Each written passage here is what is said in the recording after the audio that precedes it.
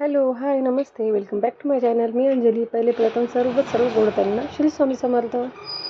इथं झाली आहे संध्याकाळची वेळ. आत्ता मी ऑफिसमधनं जस्ट आले आहे. तर इथे साईने काहीतरी वेगळंच मागवलेलं आहे. त्याने ते मला फिट करून दिलं, ह्याला दाबून दाखव म्हणे.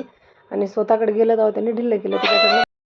तर त्याला म्हणता ग्रिपर. आता त्याला म्हणलं चल इथं दाखव म्हटलं सगळ्यांना की ते नेमकी काय असतं ते. त्याला एक फिट करता आणि त्यानंतर बरेचसे त्याची अशी प्रोसेस आपल्याला पण काही कळत नाही. ते इथं बघू शकता असं आहे ते.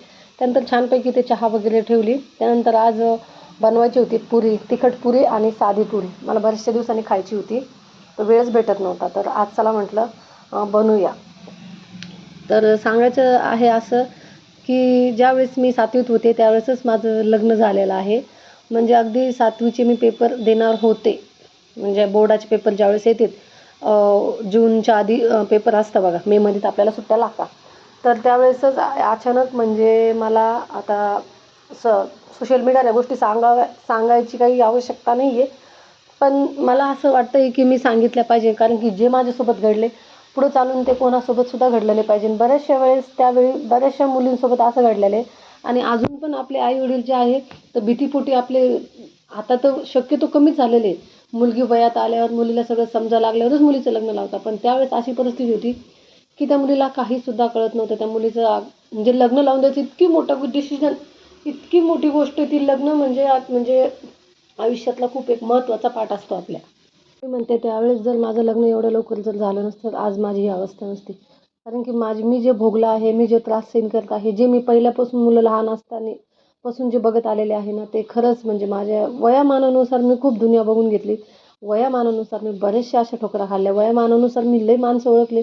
माझं माहेर असो की माझं सासर असो, आज मी आज म्हणजे दोन्हीकडे जात नाही, ना माझ्या माहेरी जात ना माझ्या सासरी जात. कारण की ज्यावेळेस वेळ येते ना त्यावेळेस कोणी राहत नाही. एक आपला जोडीदार जो असतो तो आयुष्यामध्ये खूप महत्त्वाचा असतो. लग्नाच्या आधी आपला बाप आणि लग्न झाल्यावर आपला नवरा, हे आपल्या आयुष्यामध्ये खूप मेन लोक असतात. पण माझ्याकडे दोन्हीही सुद्धा नव्हते. कारण की लग्नाच्या आधी आईवडिलांची परिस्थिती खूप खराब होती. त्यावेळेस त्यांनी भीतीपोटी जमाना चांगला नाही म्हणून त्यांनी पटकन लग्न लावून दिलं. आणि आज तो समाज अक्षरशः म्हणजे कोणी विचारसुद्धा नाही की तू तुझी मुलं घेऊन कशी राहती, कसं करती, कसं खाती, कसं तू घर चालवती. अक्षरशः मी किरायाच्या घरात आहे, मला स्वतःचं घरसुद्धा नाही आहे. तर पुढं पण असे बरेचसे किस्से आहेत, मी तुमच्यासोबत हळूहळू व्हिडिओमध्ये शेअर करणारच आहे. पण नाही घडायला पाहिजे ना असं कोणासोबत, कारण की अगदी लहान वयामध्ये लहान बुद्धी, लहान वय, ते काहीच वय कळत नव्हतं मला त्यावेळेस. मी खूप लहान होते त्यावेळेस. अगदी म्हणजे खेळाकुदाच्या वयामध्ये माझं लग्न लावून दिलं होतं. आणि ते पण अशा व्यक्तीसोबत लग्न लावून दिलं होतं जेणेकरून ती व्यक्ती माझ्यापासून 7 ते 8 वर्षांनी मोठी होती. आणि अक्षरशः माझं जे लग्न आहे ते मी 7वीत असताना माझं लग्न करून दिलं होतं माझ्या घरच्या लोकांनी.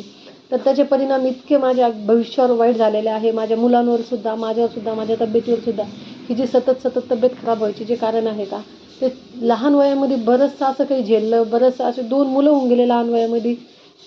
आणि अजून पण शेवटी मला ते कष्ट झाले आहे. म्हणजे मला एक दिवस जर सुट्टी मारायची म्हणली तर मला 2 वेळेस 10 वेळेस विचार करावा लागतो मला, की या महिन्यात जर मी ही सुट्टी मारली तर पुढच्या वेळेस जर माझं दुखलं तर मला सुट्टी मारायला जमणार नाही. कारण की पुढच्या महिन्यात जे पैसे येतील ते पेमेंटमधनं कट करून येतील.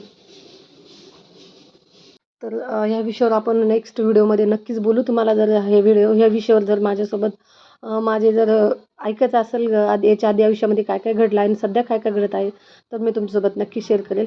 तर इथं पुऱ्या वगैरे झालेल्या आहेत. आता सगळं आवरून घेते, जेवणाची वेळ झाली आहे. आणि हो, मी ह्यावेळेस 11 पारायण केलेले आहे. तो व्हिडिओ पण शॉर्ट व्हिडिओमध्ये मी टाकलेला आहे.